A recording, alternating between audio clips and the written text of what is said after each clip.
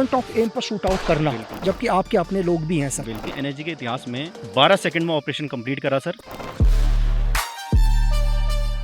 एक गलती को जीवन भर के लिए याद किया जाएगा और हमारे जैसों को केस स्टडी में पढ़ाया जाएगा। वो सबसे बड़ा थ्रेट है यहाँ हमारे देश के लिए। दुनिया में जिस आदमी ने वो बनाया होगा सिर्फ उसी को पता होगा कि ये कैसे एक्टिवेट होगा।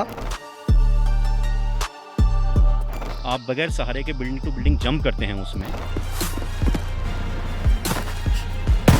तालिबान के लड़ाकू प्रोटेक्ट कर रहे थे। क्या मोटिवेशन होगा कि एक आदमी ने इतना कहा कि तुम मुझे खून दो, मैं तुम्हें आजादी दूंगा।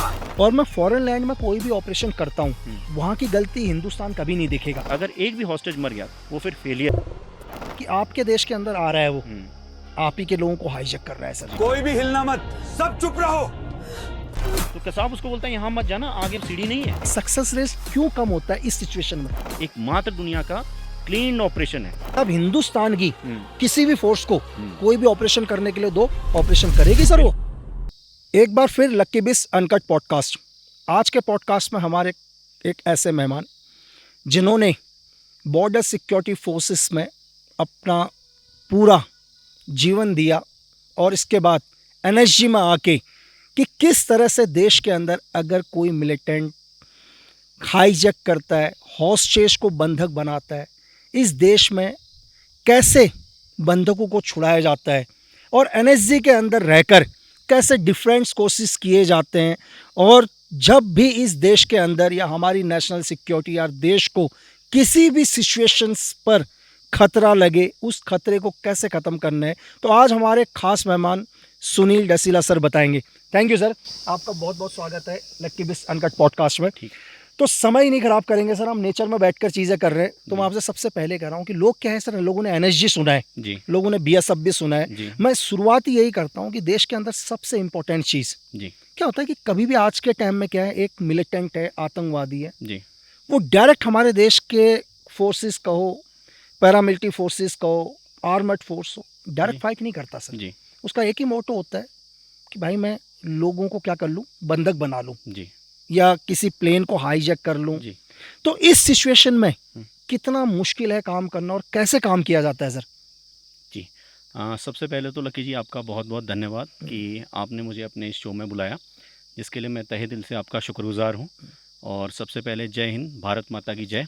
और धनतेरस का आज है, तो आपके और आपके सभी दर्शकों को धनतेरस की बहुत बहुत शुभकामनाएं। भगवान धनवंतरी का दिन है। जनरली लोग सोने के सोचते हैं, लेकिन ये धनवंतरी क्या है, आयुर्वेद के देवता हैं। आयुर्वेद जो अपने स्वास्थ्य को अच्छा रखता है। तो फिर आते हैं लकी जी आपके सवाल पे। तो सवाल आपका काफ़ी इम्पोर्टेंट है। जो आजकल का सिनेरियो है कुछ इसी टाइप का है, देश में नहीं दुनिया में भी कुछ ऐसा सिनेरियो है।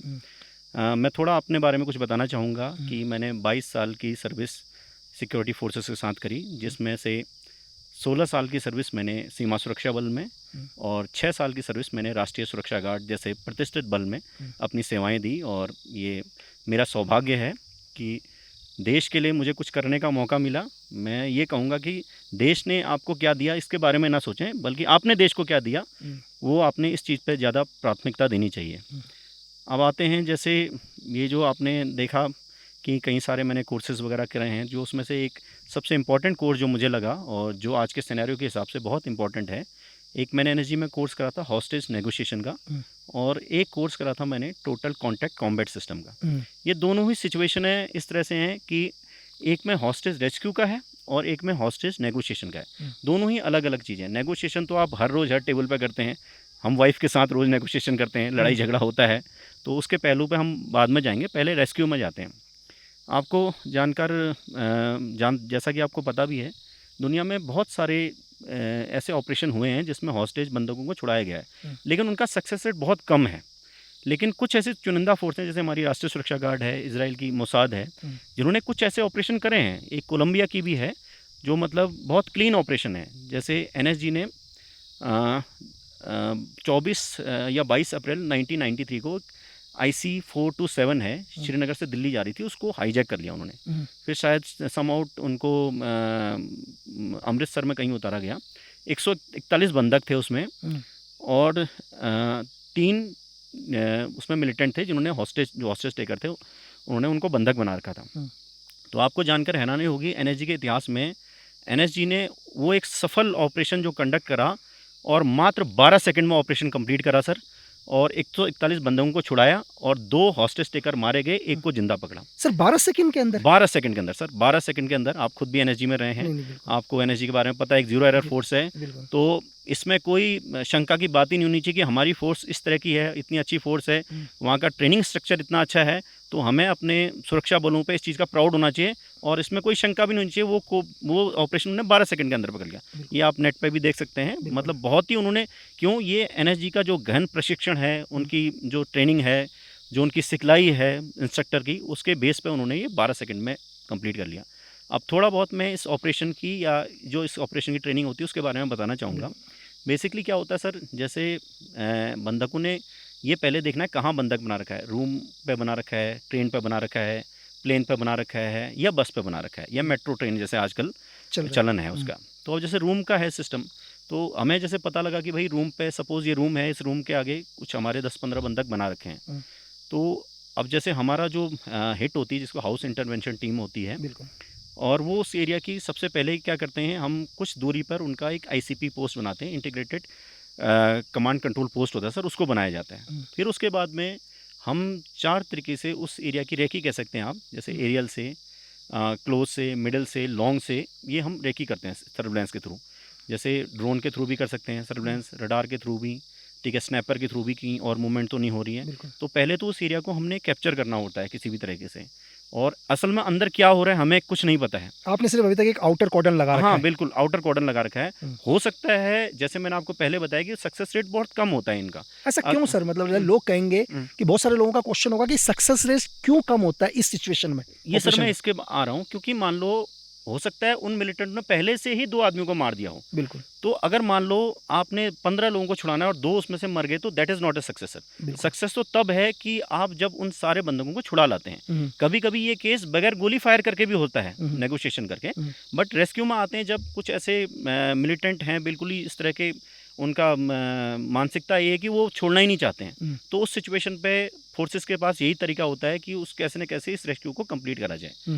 अब उसमें सक्सेस इसलिए मैं बता रहा हूँ आपको कम होता है, क्योंकि मान लो उसने पहले से ही मार दिया और आपको पता नहीं है, तो चलो अगर हम ये सिचुएशन मान भी लेते हैं कि नहीं मारा है, तो हमने फिर ये जो हमने रेकी करी सर्विलेंस के थ्रू, एरियल, हमने एक आईसीपी पोस्ट बनाई, और उसके बाद में हम अप्रोच कर रहे हैं उसके बाद में। तो इसमें कई टेक्निक्स हैं सर जो काम आती हैं, जो हम लोग आमतौर पे ये दूसरे फोर्सेस में चलन नहीं है। जैसे कई कोर्सेज हैं, जैसे उसमें से एक कोर्स जो मैंने सबसे पहले एनएसजी में करा, एक पार्कोर कोर्स है सर, एक फ्रेंच टेक्निक है। बिल्कुल। आप बगैर सहारे के बिल्डिंग टू बिल्डिंग जंप करते हैं उसमें, तो एनएसजी कमांडोज इसमें बहुत महारत हासिल है इसमें।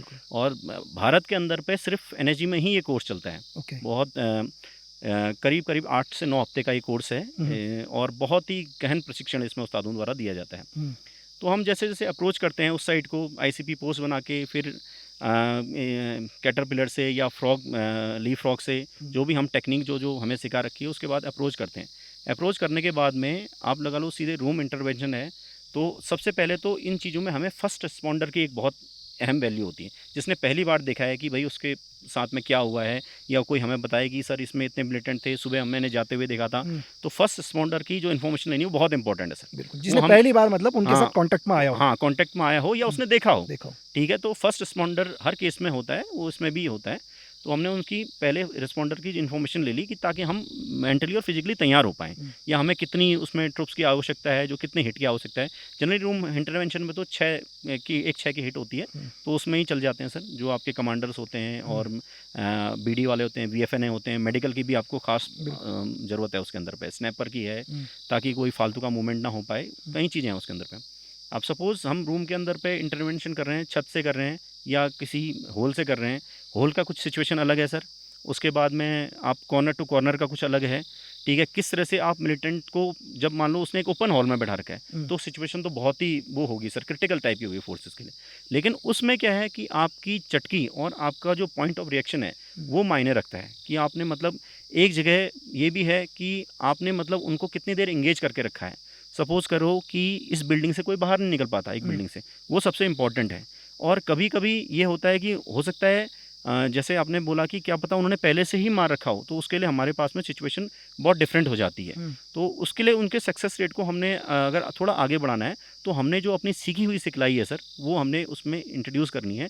जैसे इसी में आता हूँ मैं, तो उसके बाद में जैसे हमारे ट्रूप्स अप्रोच करते हैं, वो जो हिट अप्रोच करती है, उस हिट का जो पहला काम होता है, मान लो वो अगर छत से जा रही है और बीच में कोई खिड़की से जा रही है, तो छत से और खिड़की से अप्रोच करते ही फर्स्ट गन शॉट आपको सीधे पॉइंट ब्लैंक पे होना चाहिए सर। उसके बाद मतलब आपको उनको संभलने का मौका ही नहीं देना है।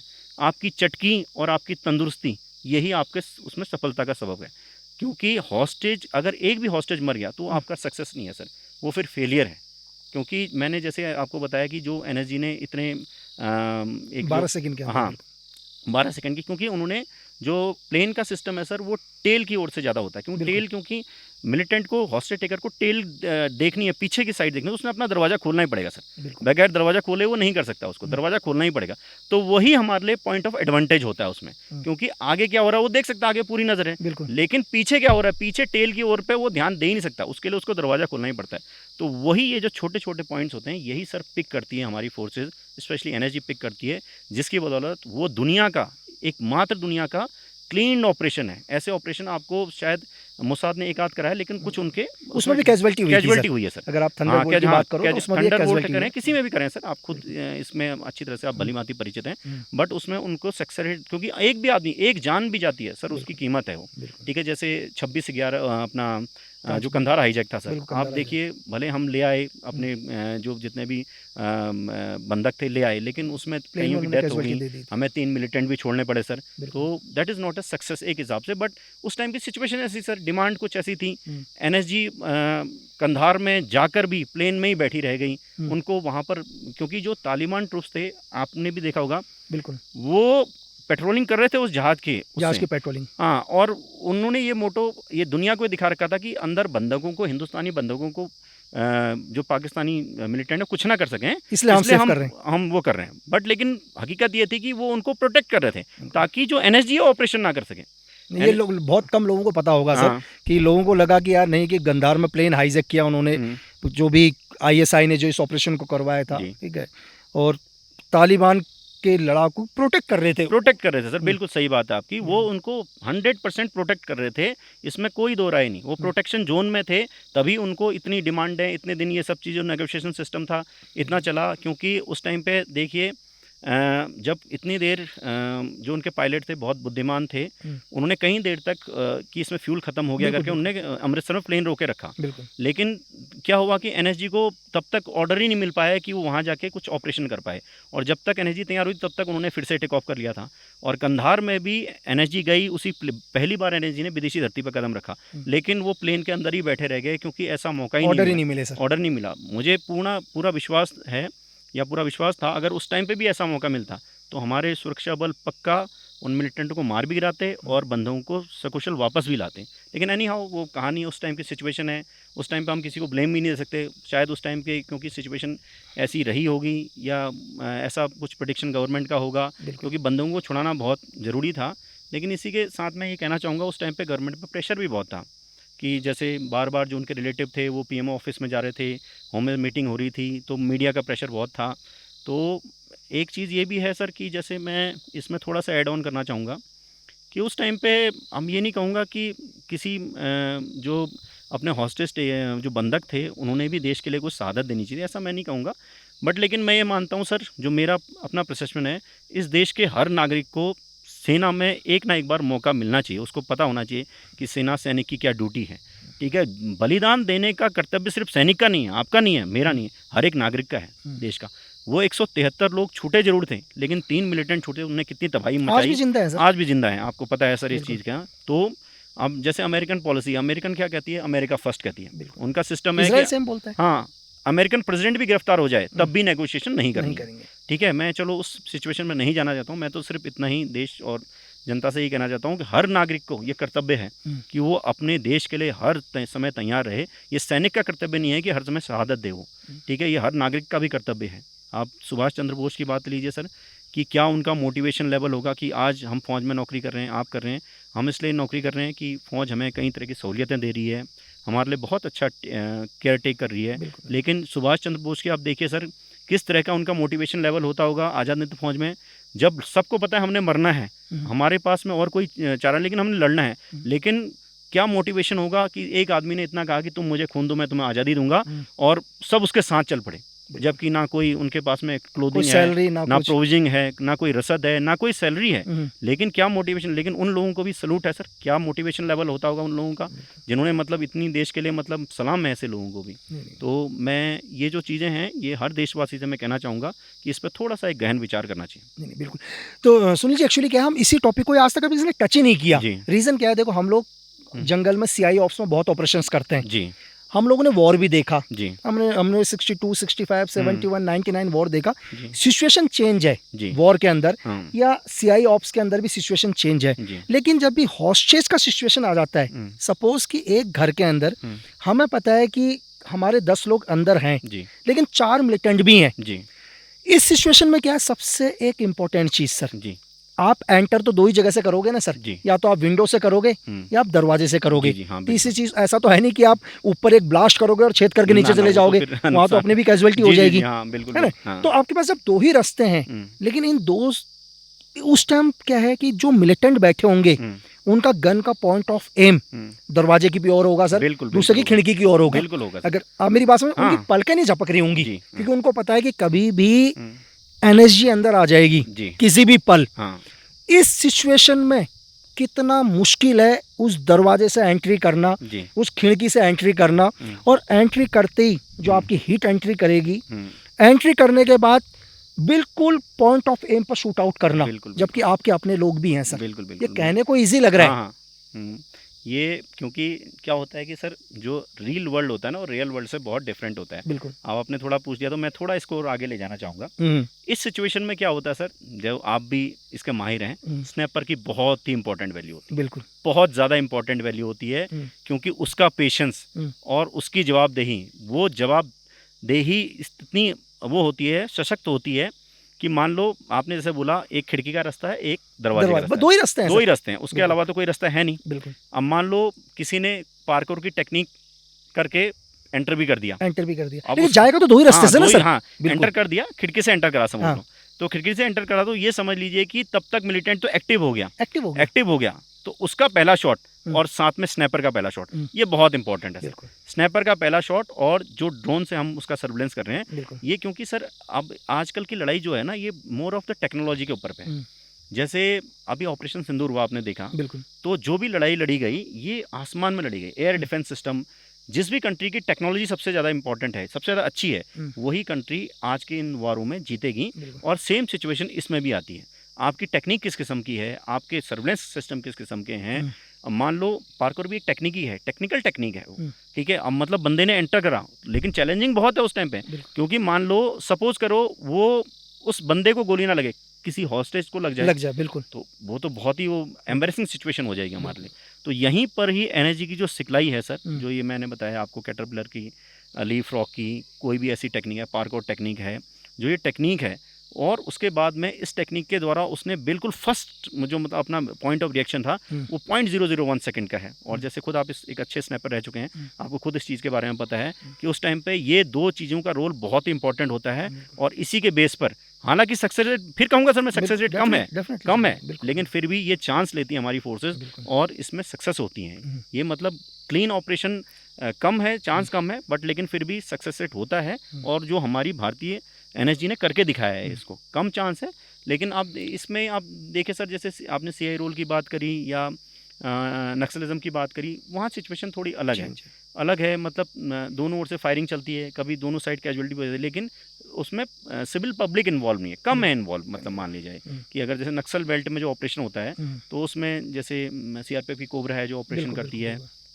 BSF भी है, कई और फोर्सेस भी हैं, तो उसमें टारगेट नक्सलाइट्स हैं, उसमें ज़्यादातर सिविल पब्लिक का कम सुनने को मिला आपको। जहाँ भी जंगल में कहाँ रहेगा सिविल पब्लिक सर, जंगल में कम रहेगा। और जैसे इवन कश्मीर की मिलिटेंसी सर आपने खुद देखी है, कश्मीर की मिलिटेंसी में भी जो इस टाइप का सिचुएशन है, होती है, कैजुअलिटी होती थी पुराने विगत में, बट क्या नाम कहते हैं, आप अगर 10-15 मिलिटेंट मार देते हैं तो वो एक तरह से आपका सक्सेस ही गिना जाएगा। क्रॉस फायरिंग में कोई सिविलियन मर गया, दैट इज़ अनदर थिंग।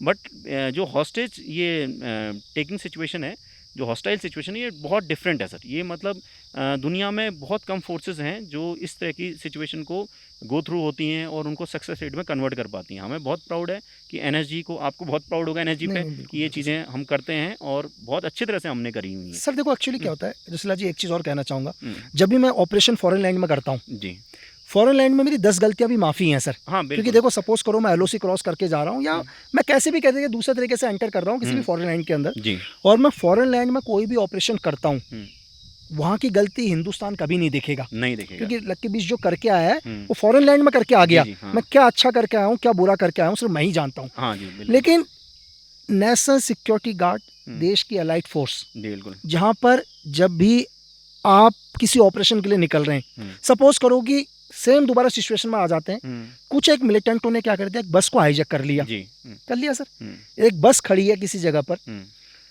अब पूरी दुनिया की नजर किसके ऊपर होगी सर? आप ही के ऊपर होगी। हाँ, हिंदुस्तान के हर मीडिया के ऊपर, इंटरनेशनल मीडिया आपके ऊपर। बिल्कुल बिल्कुल, यहाँ पर आपकी 100 अच्छाई नहीं देखी जाएगी, एक गलती को बिल्कुल जीवन भर के लिए याद किया जाएगा और हमारे जैसों को केस स्टडी में पढ़ाया जाएगा बिल्कुल, कि बिल्कुल। तुम ये मत करना। हाँ, जब भी कोई नया लड़का एनएसजी के अंदर जाएगा तो बोला यार पिछले बार ये गलती हो गई थी, ये मत करना। जी, तो जब आप निकलते हैं इस सिचुएशन में कितना मुश्किल है काम करना। और सबसे पहली चीज सर, पहली बार दिमाग में क्या आता है, सपोज करो कि मुझे, आप एक कमांडर होने के नाते जी, आप बात करते हैं कि यार मैं नेगोशिएट करूंगा, अब कैसे एक मिलिटेंट से बात करोगे सर? इस सिचुएशन में कैसे होगा कि एक मिलिटेंट को कैसे बात करना, उसकी डिमांडों को कैसे देखना, उसे कैसे रोकना? जी, हाँ सर, इस पे मैं आता हूँ आपका, जैसे रेस्क्यू के बारे में मैंने बताया। बिल्कुल।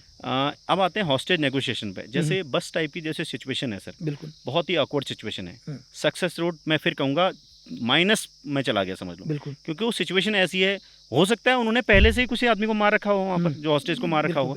और बस में फिर आप किस हिसाब से करोगे? चलो रूम पे आपकी कोई सिचुएशन है, कोई हिट बना रखी है, बस एक पूरे ग्राउंड में ओपन पड़ी है, तो उसमें कई कई चीज़ें, जैसे सर ये नेगोशिएशन का सिस्टम आप अपनाते हैं, जैसे कंधार में हुआ या विगत में कई चीज़ों पर हुआ है। मैं एक आपको कोलंबिया के एक ऑपरेशन की बात बता रहा हूँ सर, 2008 की बात है करीब ये। तो कोलंबिया ने एक, उनके कुछ 16 जो नागरिक थे, जिसमें उनके खुद एक राष्ट्रपति पद के उम्मीदवार भी थे, बेनक्रॉफ्ट नाम था शायद उनका, मुझे याद नहीं आ रहा, और 3 अमेरिकन कॉन्ट्रैक्टर भी थे उसके अंदर पे। तो उन्होंने, आपको जानकर ताज्जुब होगा सर, उन्होंने जितने बंधक थे बगैर एक गोली फायर करे हुए उन सबको छुड़वाया उन्होंने। ये बड़ा अमेजिंग है, मतलब कोलंबिया के हिस्ट्री में। अब आप सोच सकते हैं कि वो क्या नेगोशिएशन होगी, इस चीज़ में हमें अपना दिमाग लगाना पड़ेगा।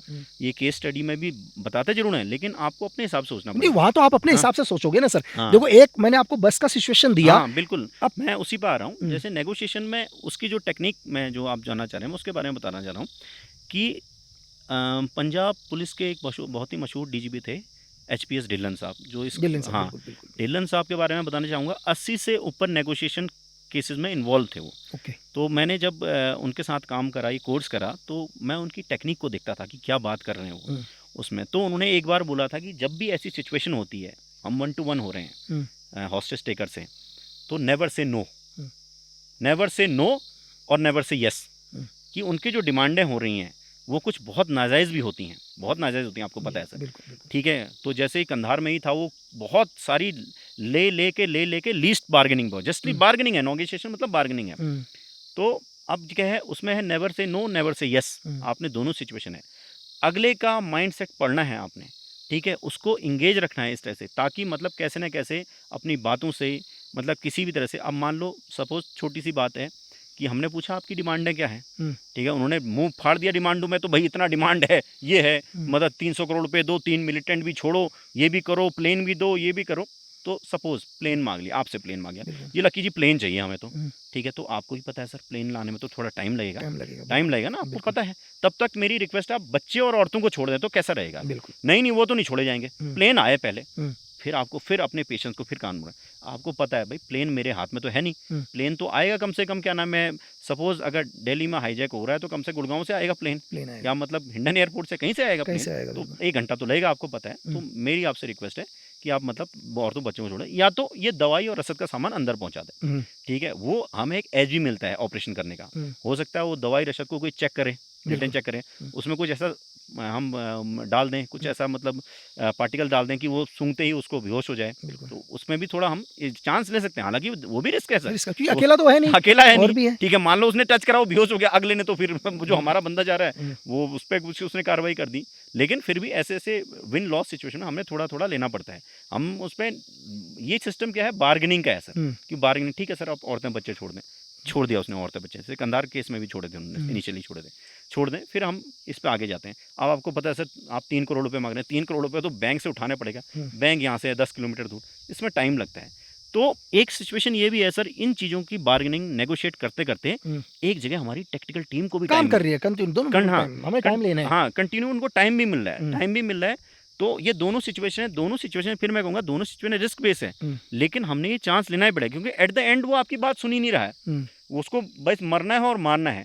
लेकिन इन चीज़ों के जरिए भी हम इस ऑपरेशन को, ये नेगोशिएशन वाला जो प्रोसेस है, इसको मतलब हम एक मुकम्मल बना सकते हैं कि भाई आपने नेगोशिएशन क्या है सर, जैसे हम रोज़ नेगोशिएट करते हैं, दुकान वाले से नेगोशिएट करते हैं, भाई ये लीवाइस की शर्ट कितने की है, उसने बोला 1000 रुपये की, नहीं यार थोड़ा कम पे आ जाओ, थोड़ा इस पे आ जाओ। नेगोशिएशन एक मतलब एक टेक्निक है, मतलब आपका बोलचाल का तरीका है, आपका आचरण का तरीका है। इसलिए जब इवन कंधार में भी हुआ था, वहाँ भी सिलेक्टेड लोगों को भेजा गया था जो इसके प्रति मतलब आपको मतलब क्या नाम है, थोड़ा एक्सपर्टाइज हूँ। एक छोटा सा इंसिडेंट मैं आपको बता रहा हूँ, 1-2 साल पहले जैसे चाइना से अभी भी हमारा कॉन्फ्लिक्ट चल रहा है, पेंगोंग लेक के ऊपर पे काफ़ी वो चल रहा था, वाद विवाद चल रहा था। तो मैं एक केस को पढ़ रहा था सर, वो केस मैंने इस नेगोशिएशन कोर्स के दौरान भी मैंने अपने सीनियर से पूछी। तो हमारे ग्रेट अजीत डोवाल सर हैं, तो उन्होंने जो चाइनीज़ काउंटर पार्ट से क्या बात करी होगी कि जो पेंगोंग लेक से जो चाइनीज़ आर्मी थी, वो अपने एक्चुअल लाइन ऑफ कंट्रोल से पीछे हट गई, मतलब वो पीछे चली गई। तो अब उसमें क्या डिप्लोमेटिक तरीका उन्होंने अपनाया होगा, ये हमारे लिए सोचने का विषय है कि उन्होंने क्या बात करी होगी जो चाइनीज़ काउंटर पार्ट से, कि इतना टाइम मतलब जो दोनों फोर्सें गुत्थम गुत्था की लड़ाई कर रही हैं, गुरिल्ला वार कर रही हैं। बिल्कुल, हमारे शहीद हाँ, कर्नल शहीद हो गए थे हाँ, उसमें, हमारे संतोष बाबू कर्नल शहीद हुए, 20 20 सोल्जर जवान शहीद हुए, थे सर। 40 उनके ही मरे। वो खैर मानता नहीं इस चीज़ मानता नहीं है को, चाइना। लेकिन वो मरे, वर्ल्ड मीडिया को भी पता है, उनके भी जवानों को ऐसा हो ही नहीं सकता कि इतने एक कैजुअलिटी 20 हो गए और वहाँ कैजुअलिटी हो ही ना। लास्ट में चाइना ने 3 के ऊपर माना, बट मैं समझता हूँ क्या दुनिया ये जानती है कि वो 40 से भी ज़्यादा जवान थे जो उनके शहीद हुए। तो अब क्या चाइनीज़ काउंटर पार्ट से बात करी होगी अजीत डोवाल सर ने, वो सोचने का विषय है कि मतलब जो चाइनीज़ आर्मी थी वो एक्चुअल लाइन ऑफ कंट्रोल से पीछे हट गई और दोनों फोर्सेस के बीच में अच्छी सहमति हुई उसमें। तो उसके बाद पीछे हट गई, ये भी एक तरीका है सर नेगोशिएशन का, मतलब वो बात में, क्योंकि आप लगा लीजिए कभी कभी जो काम तलवार नहीं कर सकती वो कलम कर सकती है। आपकी बातचीत का आचरण है, आपने भी ये व्यावहारिक जीवन में देखा होगा कि जिस हिसाब से आप बात करते हैं, अगले का response respect all suspect all इसीलिए कहते हैं, उसी तरह से होगा। आप किससे गर्म हो गए तो अगला भी गर्म ही होगा, आप किससे वो गर्म हो रहा है आप ठंडे हो गए, या वो ठंडा हो रहा है आप गर्म हो रहे हो, तो वो सिचुएशन इस तरह से हैंडल करनी पड़ती है।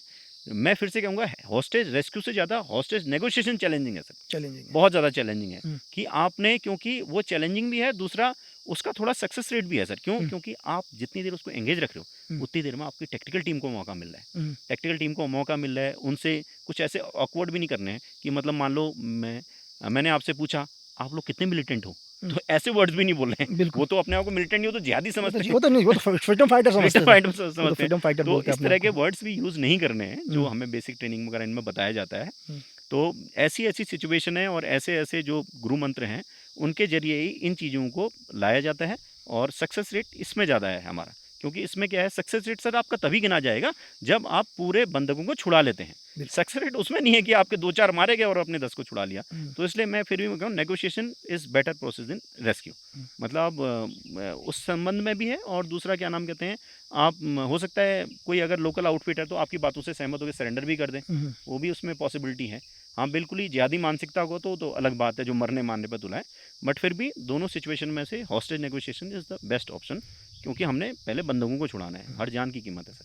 लेकिन अब दूसरी चीज़ सर, सबसे बड़ी चीज़ कि कोई देश का मिलिटेंट आता है देश के अंदर जी, वो कितनी रैकी करता होगा सर कि आपके देश के अंदर आ रहा है, वो आप ही के लोगों को हाईजैक कर रहा है सर जी, या आप ही के प्लेन को हाईजैक कर दे रहा है जी, आप ही के किसी बिल्डिंग को हाईजैक कर रहा है, तो ऐसा तो नहीं है कि वो एक ही दिन के अंदर उसने सब कुछ कर लिया। बिल्कुल सर, कितना बड़ा फेलियर है सर, बहुत बड़ा फेलियर है सर। आपको इस बात का शायद जानकारी भी होगी, इल्म भी होगा, जब मुंबई वाला 26/11 बिल्कुल बिल्कुल, तो n number of time, Ajmal कसाबी इंटेलिजेंस की रिपोर्ट है sir N number of time वो लोग आए, ताज में रुके, कहीं भी ये इसमें कहीं एक मूवी में भी दिखाया है कि जब मतलब ये ऑपरेशन चल रहा होता है तो एक मिलिटेंट उसमें से क्या है वो 5th या 6th फ्लोर के कॉरिडोर से जा रहा होता है, तो कसाब उसको बोलता है यहाँ मत जाना, आगे मतलब सीढ़ी नहीं है। देखो उसको पता था, जब मतलब चारों ओर से एनएसजी ने घेर रखा है तब भी उसको पता आगे मत जाना भाई, इसके आगे सीढ़ी नहीं है, वो दिखाई दे रही है सीढ़ी नहीं है वहाँ पर, उस कॉरिडोर पर मत जाना।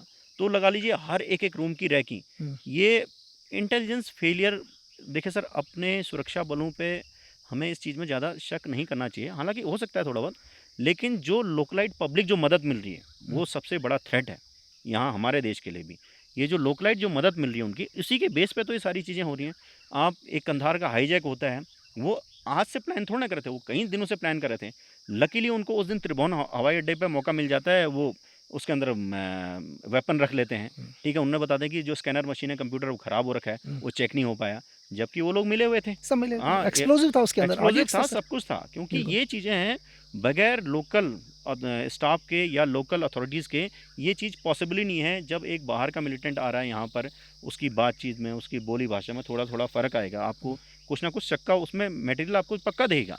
लेकिन इंटेलिजेंस पे ज़्यादा दोष देने से बढ़िया मैं ये बोलूँगा कि जो लोकलाइट मदद मिल रही है इन लोगों को, वो बहुत बड़ा थ्रेट है सर, वो आने वाले टाइम के लिए भी थ्रेट है। क्योंकि अभी सिचुएशन इस तरह की है, अभी देखिए हिंदुस्तान एक ऐसी कंट्री है सर, वेस्टर्न वर्ल्ड का भी आप देखिए, जैसे अभी ट्रम्प जी हैं, हर बार कुछ ना कुछ बयान दे रहे हैं वो, क्योंकि वेस्टर्न वर्ल्ड कभी ये चाहता नहीं कि इंडिया प्रोग्रेसिव करे।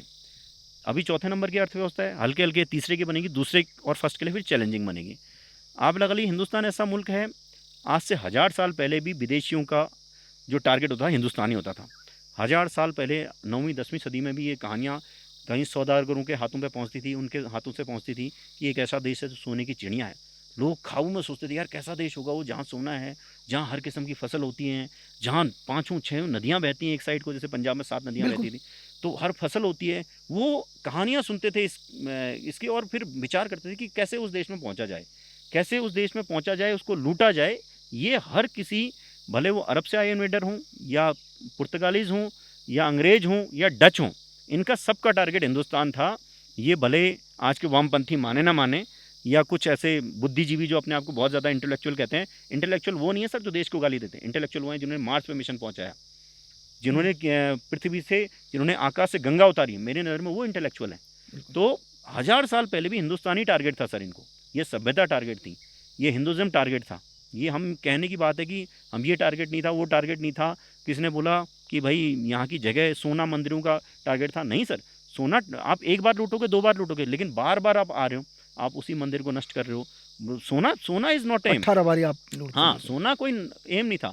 सोना तो इंडिया में, सोना भी तो विदेशों से आया, जो सोना तो आज भी अफ्रीका में ज़्यादा मिलता है, वहीं से होता था इम्पोर्ट। सोना नहीं टारगेट था, वो सभ्यता टारगेट थी।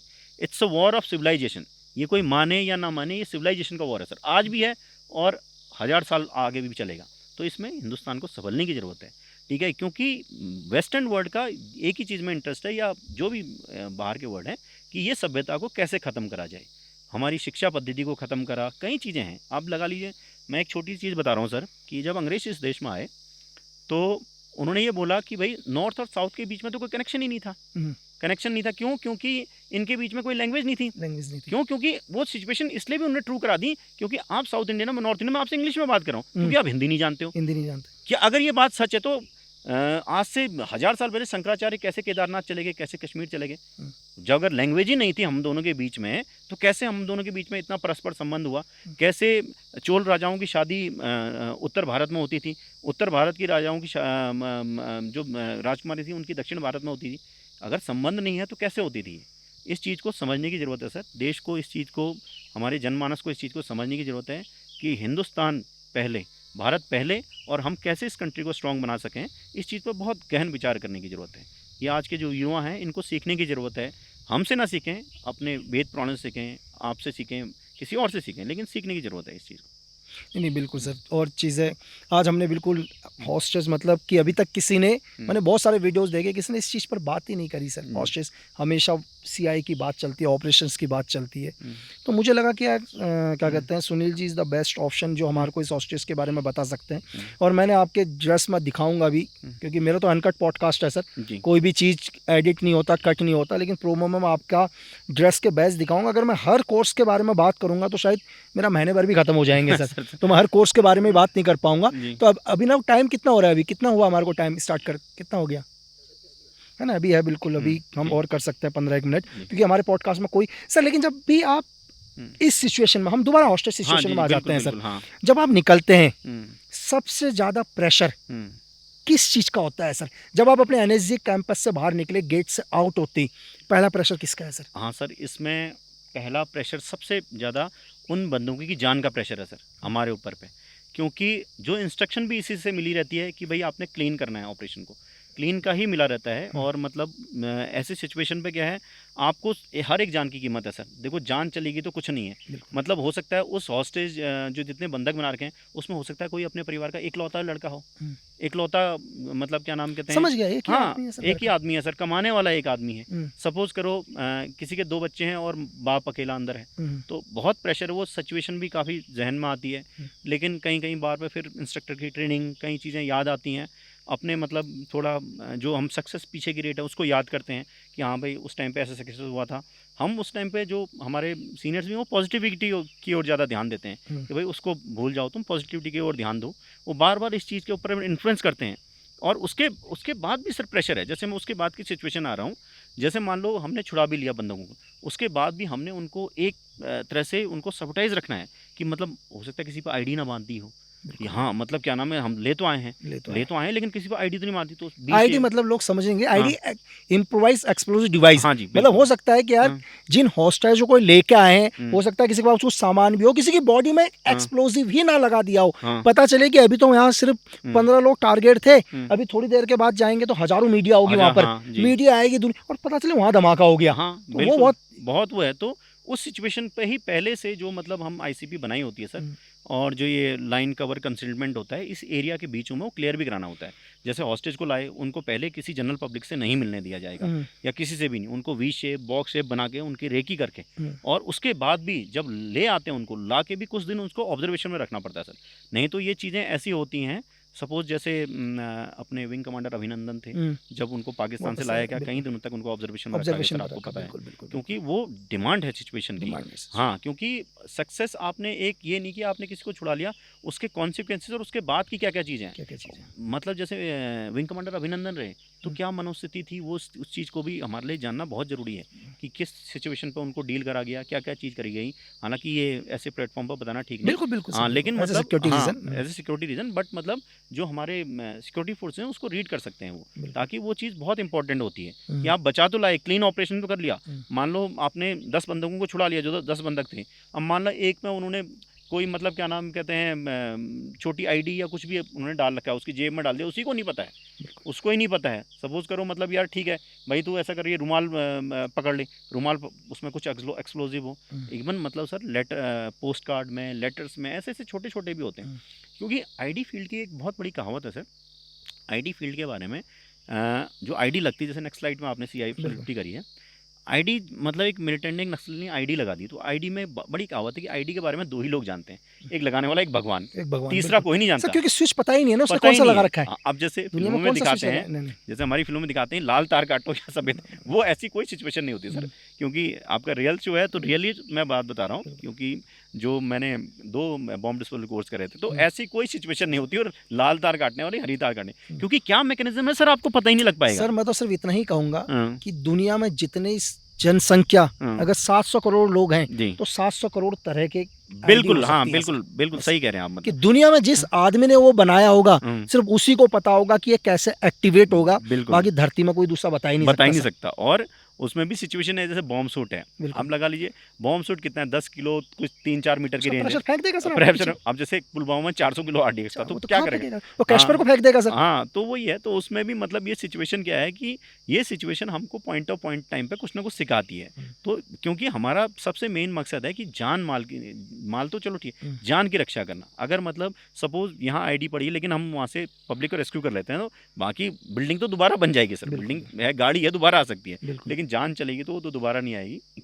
तो इन सिचुएशन को हमने काफ़ी ध्यान में रखना पड़ता है, जिस वजह से क्या नाम कहते हैं, मेंटली प्रेशर तो सिक्योरिटी फोर्सेस से बहुत होता है सर, लेकिन उसके साथ में उनको कॉन्फिडेंस भी होता है कि हाँ भाई इसका सक्सेस होगा तो ये कैसा होगा।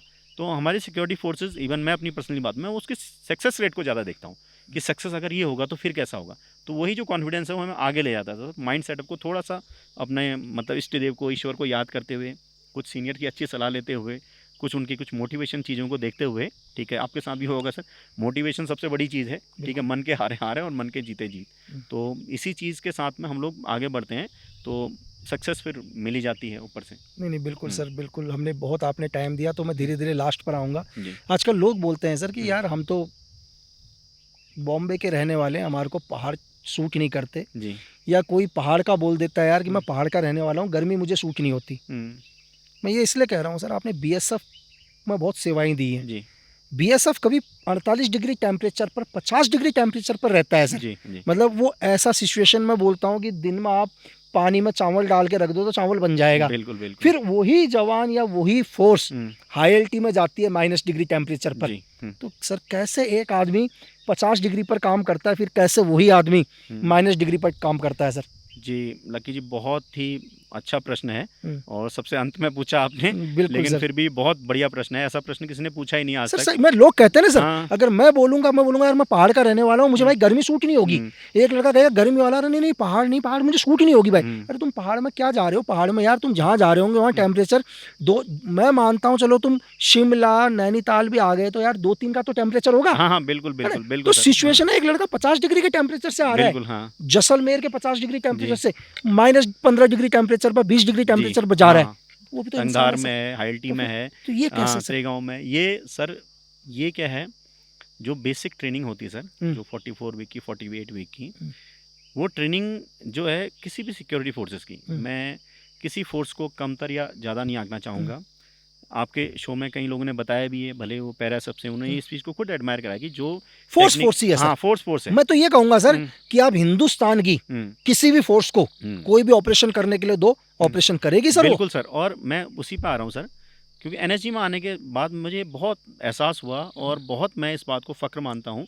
मैं अपने आप को बहुत सौभाग्यशाली भी मानता हूँ कि मैंने एनएसजी में सर्विस करी, जहाँ पर हर फोर्स का बंदा है। बिल्कुल हर फोर्स का बंदा है। जैसे क्या होता है कि एक गुलदस्ता है सर, जिसमें एक ही कलर के फूल लगे हैं, तो उतना सुंदर नहीं लगेगा, लेकिन उसमें कोई गुलाब का, कोई चमेली का, कोई चंपा का, कोई गेंदे का, तो बहुत खूबसूरत लगेगा। ऐसे ही फोर्सेस बहुत कम होती हैं दुनिया में, बहुत कम है मेरे ख्याल से। तो वो क्या है कि आपको क्या नाम कहते हैं, जब हर फोर्स का बंदा था, हम एक दूसरे इंटरेक्शन करते हैं, तब हमको पता लगता है इसकी ट्रेनिंग भी वही है जो मेरी है। मेरे को भी उस्ताद ने 4 चाल की कार्रवाई सिखाई, इसको भी 4 चाल की कार्रवाई सिखाई है, ठीक है। मेरे को भी मैक्सेप की कार्रवाई, इसको भी मैक्सेप की कार्रवाई सिखाई है, उसमें कोई डिफरेंस नहीं है। लेकिन जो ट्रेनिंग है सिक्योरिटी फोर्सेस को सर, वो इतनी अच्छी है। खास तौर से मैं बीएसएफ की बात बता रहा हूँ सर, जो बीएसएफ का ट्रेनिंग स्ट्रक्चर है, ऐसा नहीं कि और फोर्सेस का नहीं है, लेकिन बहुत, क्योंकि आप लगा लीजिए, आपने भी कई बार यूट्यूब वगैरह में वीडियो देखा होगा, राजस्थान में जैसलमेर में जवान पापड़ रखा था, वो पापड़ बिल्कुल करारा बन जा रहा है, मतलब वो खाने लायक बन जा रहा है। तो एक जवान उसमें कर रहा है, और फिर उसके बाद में साल भर बाद की माइनस में जा रहा है। तंगधार में होती है, त्रेगांव में हो रही, बारामूला में हो रही, कुपवाड़ा में हो रही है, एफडीएल पे हो रही, जो फॉरवर्ड डिफेंसिव लोकेलिटी वहाँ पर हो रही है। वो है सर सबसे बड़ी चीज़, ट्रेनिंग और एक मोटिवेशन लेवल। जो ट्रेनिंग लेवल है, ट्रेनिंग जहाँ पर हमें जो आपकी लगा लीजिए 44 वीक्स की ट्रेनिंग हो रही है, वो ट्रेनिंग आपको एक्मलाइज कर रही है हर जगह पर कि भाई यहाँ ऐसी सिचुएशन होगी, यहाँ ये सिचुएशन, यहाँ कभी जंगल में रहना पड़ेगा, कभी आपको बर्फीले पहाड़ों में रहना पड़ेगा, कुछ इक्विपमेंट भी आपको ज़रूर मिलेंगे, लेकिन उसके बाद भी आपका मोटिवेशन और आपकी दृढ़ संकल्पी आपको इस तक जाएगी। उसमें सिक्योरिटी फोर्सेस का, और मैं फिर कहूँगा सर, इंस्ट्रक्टर का बहुत बड़ा रोल है, क्योंकि आपने भी एज ए इंस्ट्रक्टर ड्यूटियाँ करी हैं, बहुत बड़ा रोल है।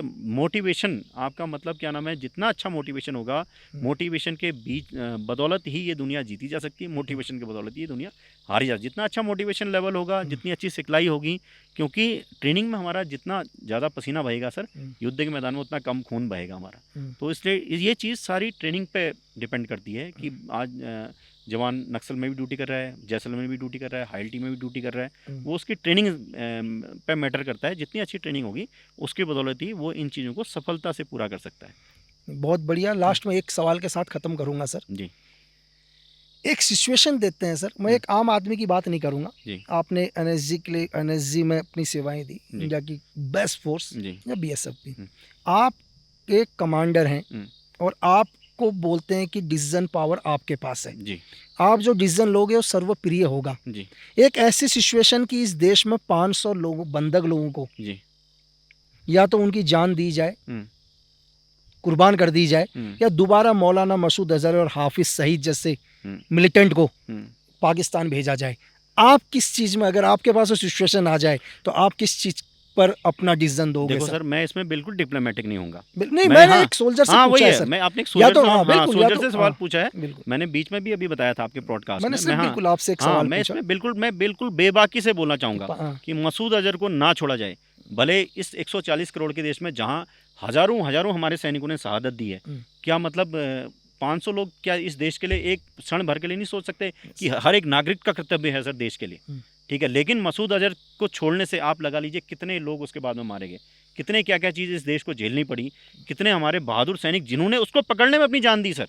आप उस चीज़ को भी सोचिए कि मतलब वो उन सैनिकों में से आप किसी का नाम नहीं जानते होंगे, आपके दर्शक नहीं जानते होंगे जिन्होंने मसूद अजहर को पकड़ा होगा। उनके पिताजी आकर बोले थे सर, हाँ। जब मसूद अजहर को छोड़ा था जी हाँ। तो उनके फादर आके कैमरे में अब मैं आकर बोले, आपसे आपके बिल्कुल। दर्शकों को बताऊं उनके पिताजी का क्या नाम था, किसी को नहीं पता होगा। तो उनके फादर आके कैमरे हाँ। के आगे बोल करके हाँ। कि मेरा बेटा शहीद हुआ है भाई। हाँ, इनको किसी का, पकड़ने हाँ, किसी को उनके फादर का भी नहीं नाम नहीं पता होगा। हमने मतलब एक बड़ा ही परसेप्शन है कि हमने देख लिया कि भाई बुरहान वानी के बाप एक स्कूल टीचर थे। बहुत वामपंथियों ने बड़ी रिसर्च करी उन पे, हाँ, कि मतलब वही स्कूल टीचर थे, वो तो स्कूल टीचर का बेटा था। दाऊद इब्राहिम तो इब्राहिम कास्कर का लड़का था, वो हेड कांस्टेबल का लड़का था। इनको ये जरूर पता है। आप पूछ लीजिए संतोष बाबू की मिसेज का नाम क्या है, किसी को नहीं पता होगा, किसी को नहीं पता होगा संतोष बाबू की मिसेज का क्या नाम है। हनुमंत थप्पा की मिसेज का नाम क्या था जो बर्फ में दब गए, उनके मिसेज का नाम नहीं पता होगा। सर आज फील्ड मार्शल आशिम मुनीर का नाम पूरी दुनिया जानती है। आप हमारे जनरल साहब का नाम पूछना सर, नहीं, हमारे सीडीएस सर का नाम सीडीएस पूछना सर का नहीं पता होगा। तो फिर वही आप वही कह रहा हूँ ना, जैसे फिर उसी में आ रहा हूँ, जैसे ब्रिगेडियर उस्मान का नाम नहीं पता होगा लोगों को, ठीक है, अब्दुल हमीद का नाम नहीं पता होगा। अब पूछ लो अब्दुल हमीद का परिवार कहाँ रहता है, कोई यूपी का बता दे, कोई बिहार का बता देगा, कोई तमिलनाडु का ना बता दे उसको। तो ये चीज़ें हमारे यंगस्टर को बहुत जानने की जरूरत है सर। लोगों को ये नहीं पता होगा सर कि ब्रिगेडियर उस्मान सर वो पहले फौजी थे जिन पर 50,000 का इनाम रखा था पाकिस्तान आर्मी ने उस टाइम। मतलब इस दुनिया के अंदर मैं नहीं मानता कि कोई दूसरा सोल्जर ऐसा होगा जिस सोल्जर के ऊपर 50,000 का इनाम पाकिस्तान आर्मी ने रखा था। नौशेरा का शेर कहते थे उनको। पाकिस्तान आर्मी ने उनको ऑफर दिया कि तुम यहाँ आ जाओ, चीफ ऑफ आर्मी स्टाफ तुम्हें बनाएंगे, बना देंगे। तो ऐसे लोगों को बहुत एडमायर करना चाहिए। उनका एक चीज, जब इन काबिलियों ने जो आए थे, इन्होंने एक मस्जिद को अपना वो बना लिया था सर जी, शरण बना ली थी, और वहां से कंटिन्यू फायरिंग कर रहे थे। और फोर्स ने उनको बोला सर कि उन्हें शरण ले चुके हैं एक मस्जिद के ऊपर, उन्होंने कहा उड़ा दो सर, उड़ा दो, है ना सर? हाँ, वही बोला आतंकवाद खत्म करना है। हाँ बिल्कुल बिल्कुल सर, ऐसे ही लोग रोल मॉडल होने चाहिए। मैं फिर आऊँगा कि भाई ऐसे लोग रोल मॉडल, ऐसे लोग इंटेलेक्चुअल होने चाहिए। इंटेलेक्चुअल विगत कुछ वर्षों में ऐसी नैरेटिव बना दी, देश को गाली देने वाला इंटेलेक्चुअल बना दिया भाई, जो हिंदुस्तान को खराब बोल दे, ठीक है, हिंदुस्तान को गाली दे दे। इवन आप देखें ना कि हिस्टोरियंस भी या जितने भी लोग हैं जिन्होंने हिंदुस्तान के बारे में अच्छा लिखा उनको एडमायर नहीं करें, जिन्होंने हिंदुस्तान के बारे में खराब लिखा, खराब भी उन्होंने लिखा जिन्होंने हम पे हुकूमत करी, हुकूमत करी उन्होंने हमारे बारे में खराब, उसको एडमायर कर रहे हैं। जैसे BS नैपोल थे, एक नोबेल पुरस्कार विजेता सर, वो त्रिनिदाद टोबैगो रहने वाले थे।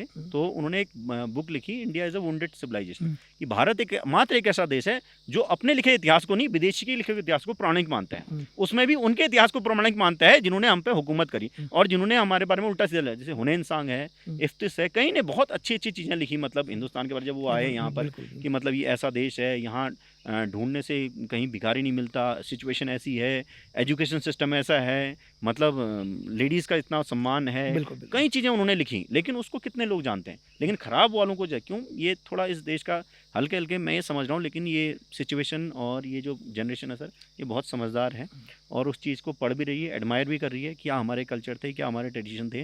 देखो इतिहास में बार बार जाना जरूरी नहीं है, मैं ये नहीं कह रहा हूँ कि इतिहास को आपको फॉरवर्ड आगे देखना है, लेकिन इतिहास को जानना जरूरी है सर, क्योंकि आपको उसी से सबक मिल सकता है। इवन जैसे हम भी करें, हम केस स्टडी करते हैं ताकि हम अगले गलती ना करें, लेकिन हमें इतिहास को पक्का जानना है कि गौरवशाली इतिहास रहा है हमारा, उसके बारे में जानना जरूरी है। तो इन्हीं शब्दों के साथ मैं ये कहूँगा, आज की जनरेशन बहुत समझदार है और इनको मतलब क्या नाम कहते हैं, सिर्फ ये है कि अपने विगत में हुए कुछ भी चीज़ को जानने में कोई दिक्कत नहीं, आप जरूर आगे देखिए, लेकिन विगत की आप पूर्व की जो हमारी गलतियां हैं, या हो सकता है हमने भी कुछ गलत करा होगा, या हमने भी एकता नहीं रखी होगी, इस चीज़ पे भी आप ज़्यादा जाएं, तो उस चीज़ को ध्यान में रखते हुए आगे की ओर बढ़ना चाहिए। नहीं, बिल्कुल सर, बहुत अच्छा लगा आपसे मिलकर। और मुझे लगता है कि आज हमारी ऑडियंस, जो भी मेरे भाई लोग हैं, जितना भी मुझे देखते हैं, जो लोग सुनते हैं, जो प्यार करते हैं, उनको कुछ एक अलग हॉस्टेज नेगोशिएट के ऊपर बहुत डिफरेंट देखने को मिलेगा कि कितनी मुश्किल सिचुएशन होती है।